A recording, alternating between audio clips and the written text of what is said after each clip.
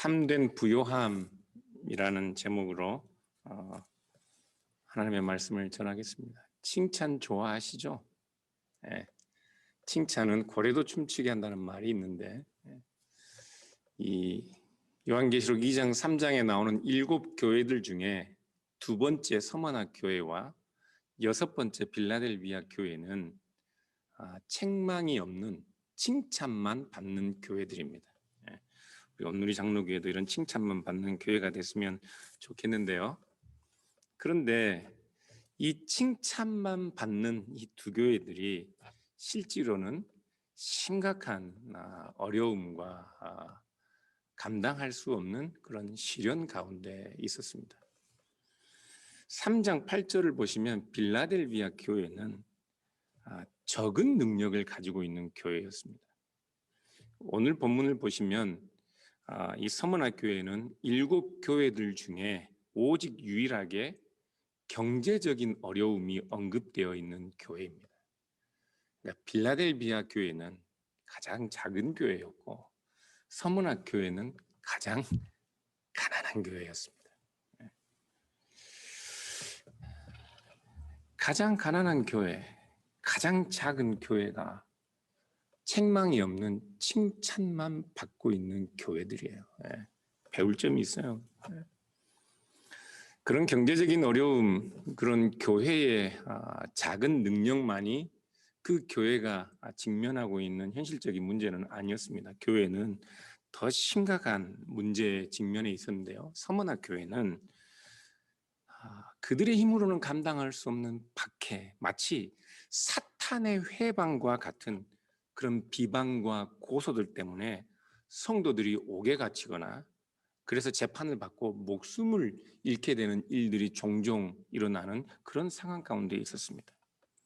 오늘 본문 8절부터 10절 상반절까지 한번 같이 읽어볼까요?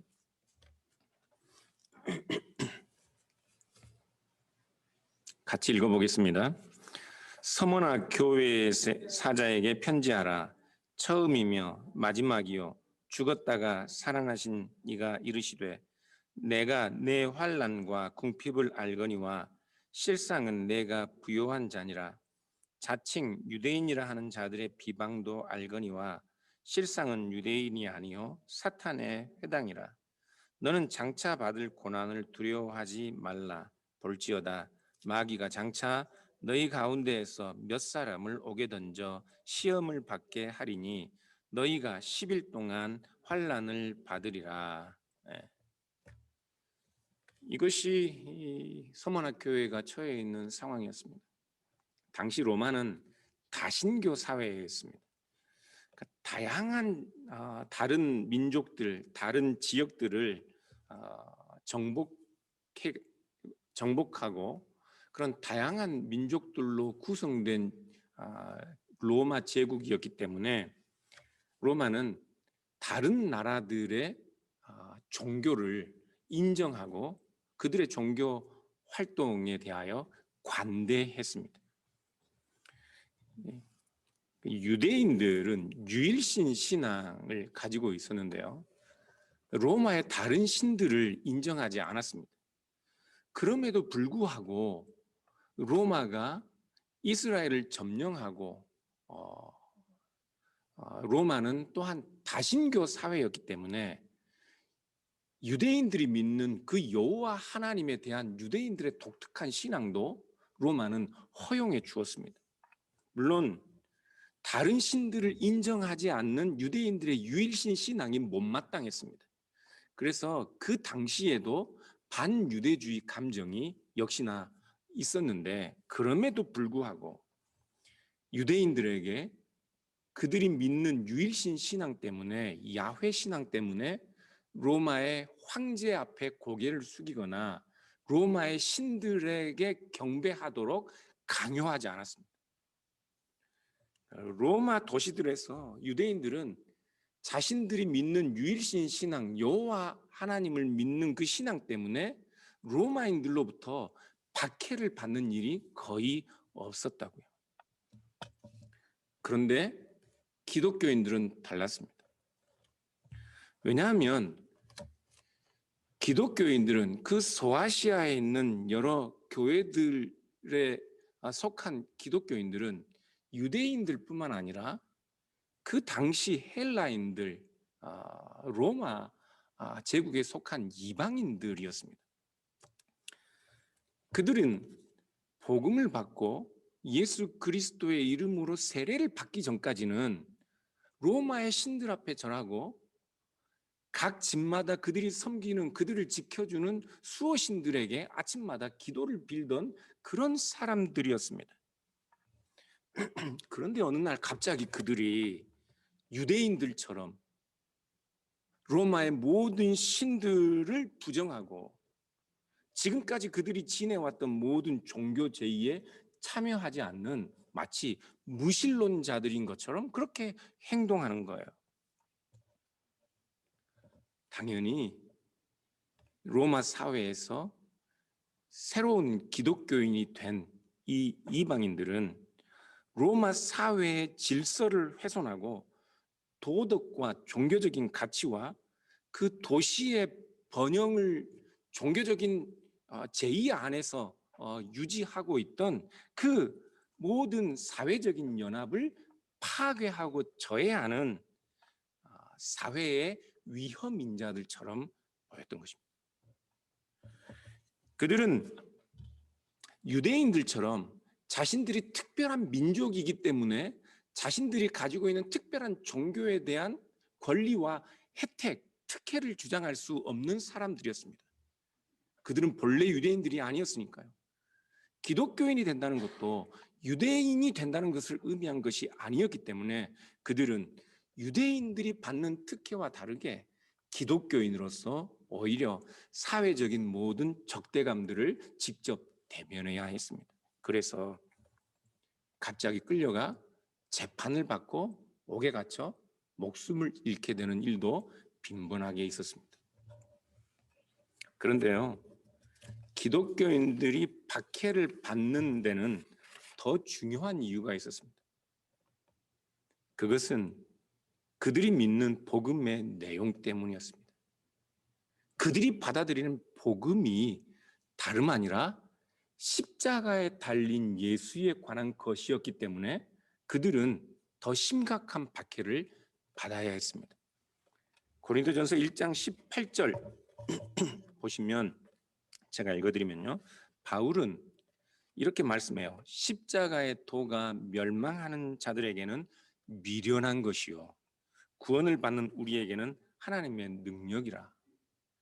그리고 23절을 계속해서 보시면 우리는 십자가에 못 박힌 그리스도를 전하니 유대인에게는 거리끼는 것이요 이방인에게는 미련한 것이라, 이렇게 말씀하고 있습니다. 이방인들에게는, 로마인들에게는 기독교가 미련한 것처럼 보였습니다.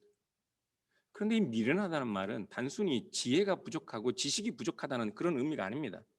이 미련하다는 말은 미친 것, 더 어떤 사실에 대하여 큰 불쾌함이 포함되어 있는 그런 감정적인 표현입니다. 그들에게 복음은 미친 짓거리와 같이 보였단 말이에요. 이방인들은 십자가에 못 박힌 예수를 그리스도요, 주요, 하나님으로 섬기는 기독교인들이 미친 사람들처럼 보였던 것입니다.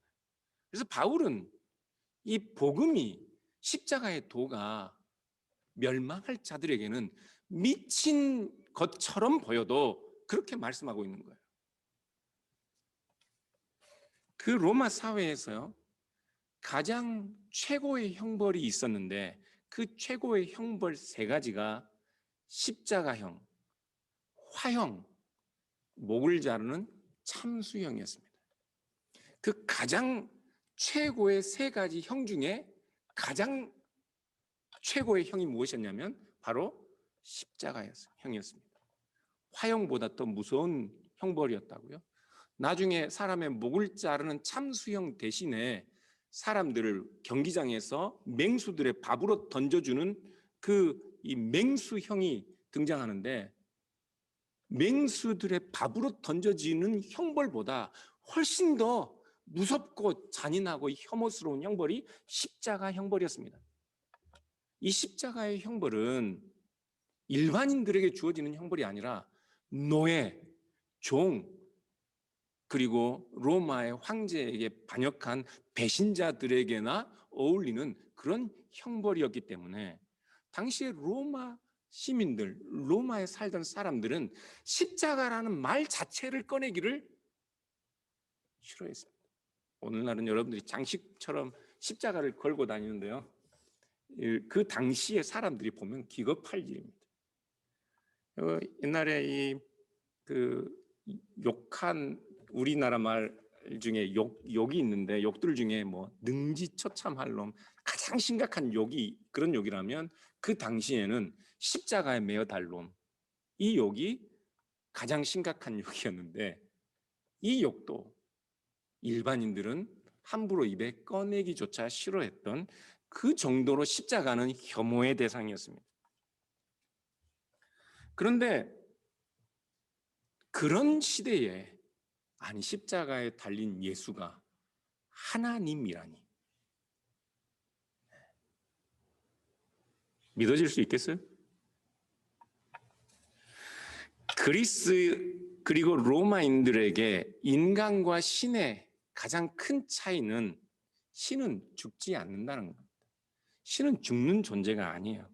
그래서 나중에는 이 헬라 사상의 영향을 받은 기독교인들 중에는 그리스도가 하나님이라면 그리스도께서 당하신 고통과 십자가의 죽음은 가짜다, 그것은 그리스도 하나님의 아들의 고통, 하나님의 아들의 죽음이 아니라 그냥 인간 예수의 고통, 인간 예수의 죽음에 지나지 않는다, 이런 가현설이 등장할 수밖에 없었어요. 그런데 그런 사람들에게 기독교인들, 어제까지 우리와 함께 로마 황제 앞에 고개를 숙이고 로마의 다른 많은 신들 앞에 제사를 지내고 각각 집들마다 섬기는 수호신들에게 기도를 바쳤던 우리의 친구들, 우리의 자녀들, 우리의 동료들, 우리의 형제 자매들이 세상 만물을 지으신 하나님의 아들이라고 믿는 그분을 십자가에 못 박혀 죽으신 분으로 믿고 있다니, 이것은 정말 미치고 환장할 일이었죠. 그 당시 사람들은, 기독교인들이 제정신을 가진 사람처럼 보이지 않았던 거예요. 제정신을 가진, 조금이라도 바르게 생각할 수 있는 능력을 가진 사람들이라면 빠질 수 없는 열광적인 종교, 광신자 집단, 미신에 사로잡힌 자들처럼 그들을 대우했던 것입니다. 그래서 그들이 그들의 형제들, 그들의 가족들, 그들의 동료들로부터 심각한 박해를 받을 수밖에 없었던 것은 로마 사회에서 가장 심각한 혐오의 대상이었던 십자가를 지신 하나님을 믿었기 때문이에요. 박해의 이유가, 더 심각한 박해의 이유는 그들이 믿는 하나님이 십자가를 지신 하나님이었기 때문에 그렇습니다. 서머나 교회는 그 교회의 감독이었던 폴리캅이라는 이 교부의 죽음 때문에, 순교 때문에 유명해진 교회인데요, 지금 요한계시록이 기록되고 나서 얼마 지나지 않아 불과 수십 년 후에 이 폴리캅이 순교를 하게 되는데, 폴리캅은 사도 요한의 제자라고 그렇게 다른 교부들이 말하고 있는 그런 사람인데, 그는 황제 숭배를 거절한다는 이유로 로마 관리인들에게 고발을 당해서 이 화형을 당하게 됩니다. 그때 잡혀온 폴리캅을 향해서 로마 군중들은, 시민들은 기독교 무신론자들을 죽여라, 그렇게 소리쳤습니다. 기독교인들은 신을 믿지 않는 무신론자들로 여겨졌다고요. 놀랍지 않습니까? 서머나 교회 성도들이 가지고 있었던 복음의 내용이 과연 오늘 우리가 붙들고 있는 복음의 내용과 동일한 것인지 교회들은 확인해 볼 필요가 있습니다. 서머나 교회 성도들에게 기독교인이 된다는 것, 그것은 유대인들과 다르게 유대인들이 그들의 민족적 특혜 아래서 유일신 신앙을 유지할 수 있는 것과는 다르게 모든 사회와 도시의 법적 보호와 경제적 혜택으로부터 소외되는 것을 의미했습니다. 뿐만 아니라 그들은 모든 도시의 로마 시민들과 그 도시를 구성하는 사람들로부터 사회 악이라는 그런 손가락질을, 그 수모와 천대를 받고 이유 없이 옥에 갇혀 목숨을 잃어야 하는 그런 것, 그들에게 그리스도인이 된다는 것은 그런 의미였다. 문제는 유대인들에게도 십자가는 혐오의 대상이었습니다. 십자가는 그들에게도 거리끼는 것이었어요. 그래서 유대인들은 십자가에 달린 인간 예수, 하나님께 저주받아 십자가에 달린 것처럼 보이는 인간 예수를 하나님으로 믿는 기독교인들을 유대교와는 전혀 상관이 없는 새로운 신흥 종교, 새로운 미신 종교, 사이비 종교라고 로마 당국자들에게 고발했던 것입니다.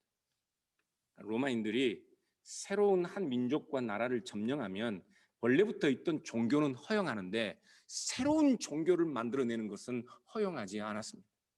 그래서 기독교인들은 로마 유대인들에 의해서 새로운 미신 종교를 만들어내는 사람들로, 사이비 종교를 만들어내는 사람들로 그렇게 고발을 당한 것이죠.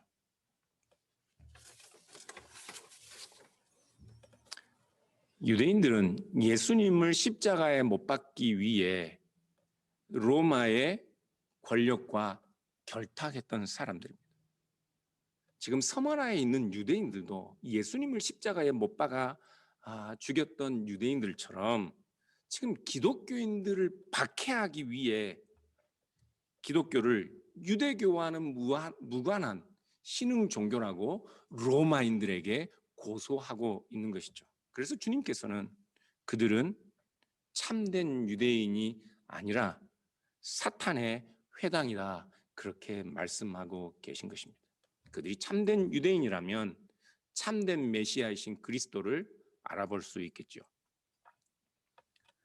서머나 교회 성도들은 십자가에 못 박히신 예수, 십자가에 못 박힌 예수를 주요 하나님으로 믿는 그 믿음 때문에 버림을 받고 가난을 견뎌야 하고 옥에 갇히고 목숨을 잃어야 하는 상황이었다고요. 그 치열한 경제적 어려움과 사회적인 억압, 가족들과 동료들에게까지 버림받고 고소당하며 옥에 갇히고 재판받아 죽게 될 사람들, 누구 때문에요? 예수 그리스도 때문에. 그것이 서머나 교회였습니다. 그것이 서머나 교회였어요. 그래서 주님께서는 서머나 교회에 편지하면서 처음이며 마지막이요 죽었다가 살아나신 이라고 자기를 소개할 수밖에 없었던 것입니다.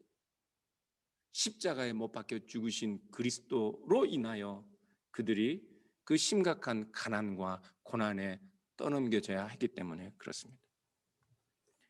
처음이며 마지막이요, 이 말씀은 우리 주님께서 처음이며 마지막 곧 하나님이시고 그래서 모든 역사의 궁극적인 근원이시며 동시에 심판자라는 말씀입니다.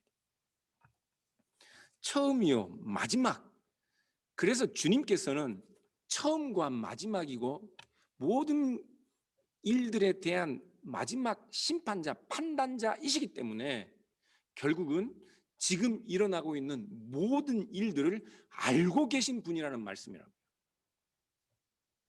지금 서머나 교회가 당하는 고통과 환난에 대하여 주님께서는 알고 계십니다. 뿐만 아니라 알고 계시기 때문에 처음과 나중이신 주님께서는 마지막에 그들을 판단하시고 심판하실 때 그들을 영광스러운 생명으로 복 주실 것입니다. 다 아십니다. 서머나 교회가 당하는 고통과 환난 다 아셔요. 다 아시기 때문에 판단하시는 것입니다.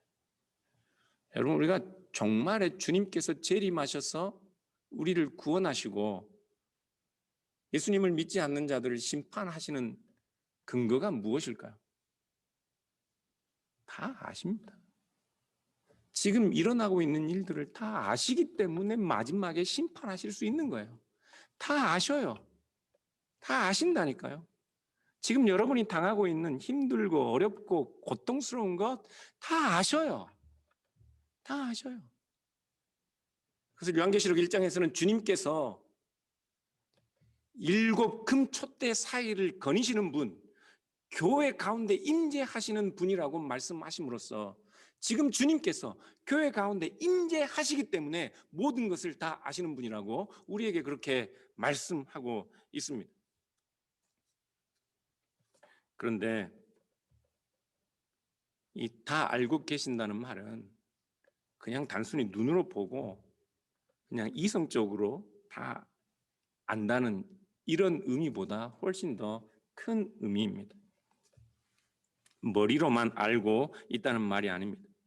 주님께서는 부활하신 영광스러운 하나님의 아들 하나님이십니다.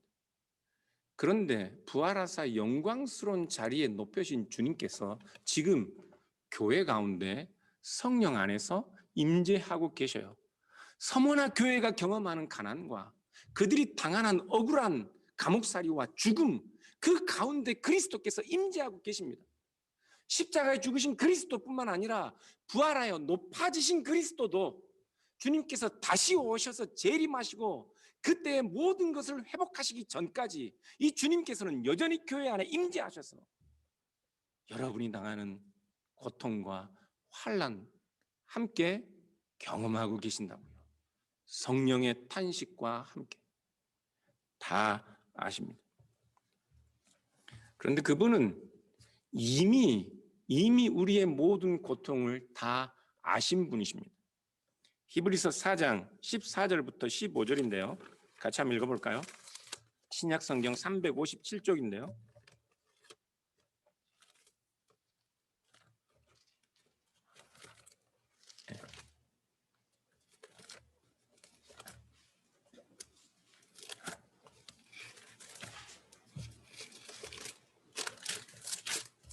(357쪽)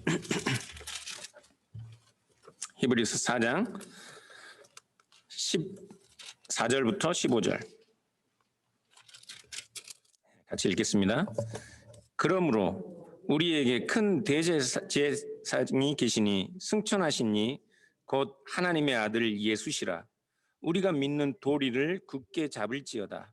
우리에게 있는 대제사장은 우리의 연약함을 동정하지 못하실 리가 아니요 모든 일에 우리와 똑같이 시험을 받으신 이로되 죄는 없으시니라. 하늘로 높여지신 우리의 참된 대제사장이신 하나님의 아들 예수는 우리의 육신의 연약함을 동정하지 못하실 분이 아닙니다. 왜냐하면 우리가 당하는 모든 환난과 궁핍과 고통과 죽음을 스스로 몸소 체휼하셨기 때문에 그렇습니다. 다 아셔요. 여러분이 경제적인 어려움 때문에 힘들어하고 여러분 마음속 해결되지 않는 문제들 때문에 슬퍼하고 외로워하며 여러분들이 당하는 고통, 죽음보다 더한 외로움, 버림받은 것 같은 세상에 오직 나 혼자만 존재하는 것 같은 그 모든 외로움 주님께서는 십자가 위에서 다 미리 체휼하셔서 알고 계십니다. 아셔요. 이방인들, 헬라인들, 로마인들에게는 미친 소리처럼 들리는 하나님이 가난뱅이가 되시고 하나님께서 고통을 당하시고 하나님이 버림을 받으시고 하나님이 십자가 위에서 절규하시고 하나님이 죽으심으로 우리를 다 아시는 하나님이 되신 거예요. 그 이야기가 이방인들, 헬라인들, 로마인들에게는 미친 소리처럼 들렸을지라도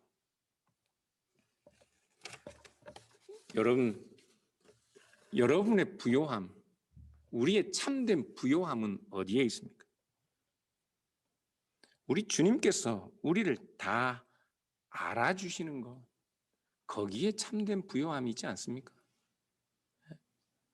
주님께서 우리의 모든 것들을 아시고 우리의 연약함과 고통과 외로움과 슬픔, 내 마음속 저 바닥 나도 헤아리지 못하는 그 영혼의 슬픔까지도 주님께서는 성령 안에서 헤아리고 계시기 때문에 우리는 언제라도 우리의 모든 것을 아시는 주님을 통하여 하나님 아버지께 나아갈 수 있는 것이라고요.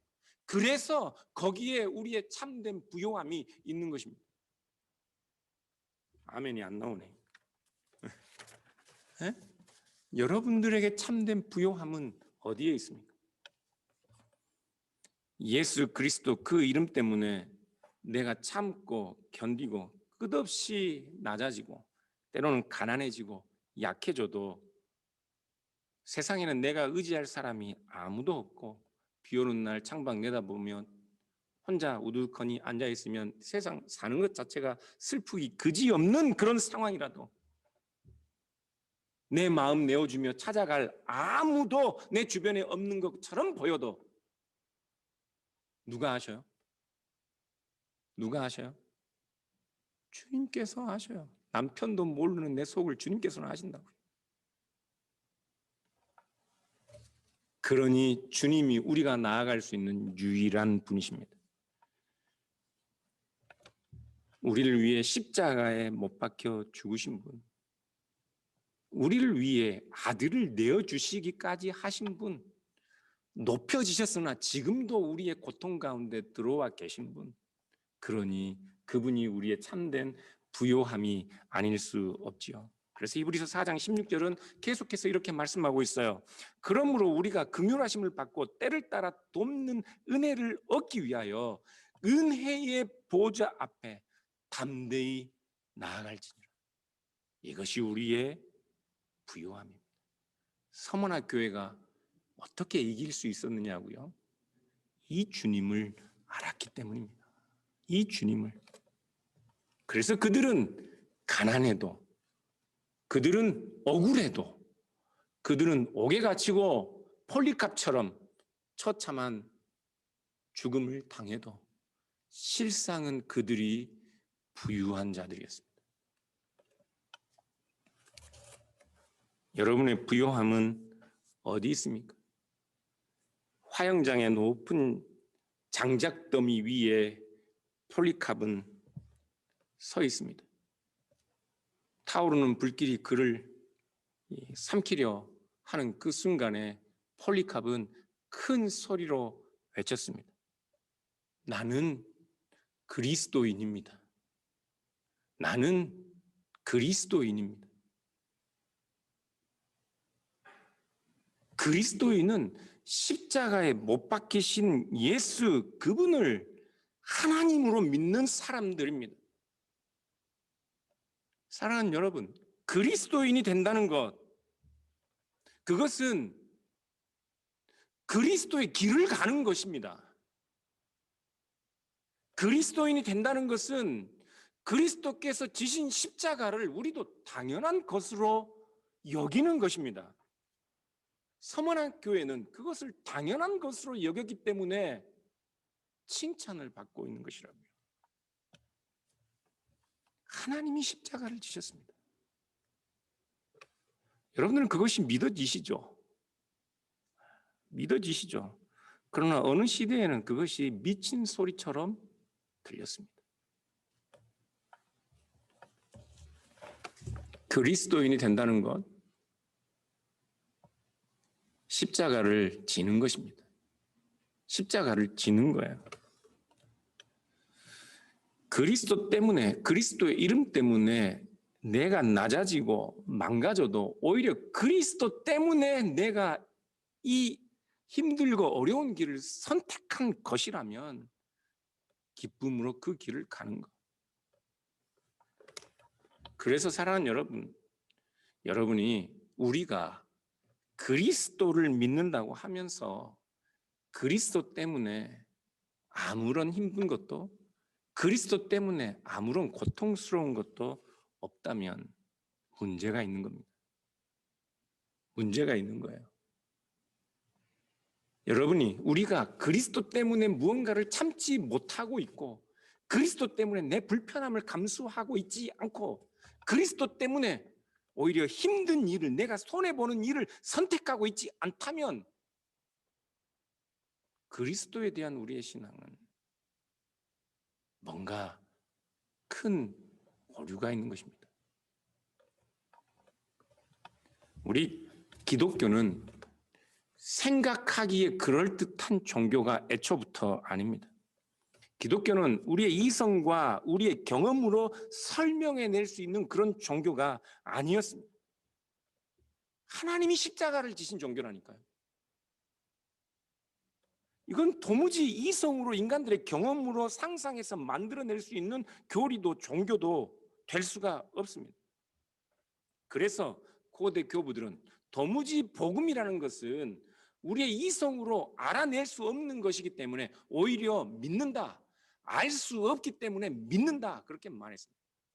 이 알 수 없기 때문에 믿는다는 말은 그냥 이해가 안 되면 무조건 믿으면 돼. 이런 말 아니에요. 십자가에 달리신 하나님, 이성으로는 도무지 상상할 수 없는 그 이야기가 어디에서 왔을까? 십자가에 못 박히신 하나님에 관한 이 이야기가 도대체 우리 이성으로는 상상해낼 수 없는 이야기인데 이 이야기가 어떻게 존재하게 됐을까?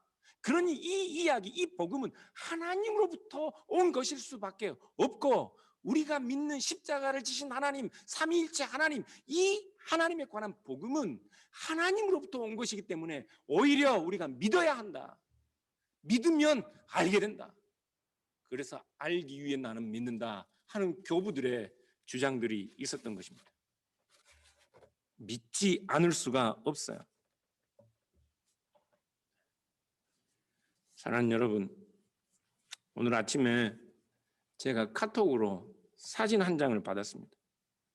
몇 년 전에 건강하고 팔팔하던 이 큰 아들 녀석이 불치병에 걸려서 몇 년 동안 지금 지방에서 서울을 오가며 치료를 해야 하는 그 아버지와 아들이 산책하는 뒷모습의 사진이었습니다. 그 병이 발병했을 때 모든 가족들은 망연자실했습니다. 하늘이 무너지는 것 같았습니다. 땅이 꺼지는 것 같았습니다. 어느 누구에게도 자신들을 의지할 수 있는 그런 상황이 못 됐습니다. 그들에게 많은 재산이 있어도 그들이 아무리 젊고 건강해도 어떤 것도 그들의 부요함이나 능력이 될 수 없었습니다. 그러나 지금 그 가족들은 서로가 서로를 의지하며 함께 집에서 온라인 예배를 드리고 있습니다. 교회를 오랫동안 다니지 않던 그들의 어머니도 지금은 새벽 예배를 거르지 않고 나가면서 기도하고 있습니다. 그 아들을 볼 때마다 부모들이 그 찢어지는 마음, 그 불안한 마음 누가 감히 헤아릴 수 있겠습니까? 아무도 모릅니다. 그런데 하나님은 아십니다. 우리 주님께서는 아십니다. 그래서 아침에 제가 그 사진에 대한 답글로 이런 글을 보냈습니다. 서모나 교회의 사자에게 편지하라. 처음이며 마지막이요. 죽었다가 살아나신 이가 이르시되 내가 내 환난과 궁핍을 알거니와 실상은 내가 부요한 자니라. 힘들고 어려운 가운데 있어도 예수 그리스도의 이름을 부르는 여러분들이 부요한 자들입니다. 끝까지 십자가에 달리신 그리스도를 믿는 그 믿음을 지키시기를 주님의 이름으로 축원합니다. 기도하겠습니다.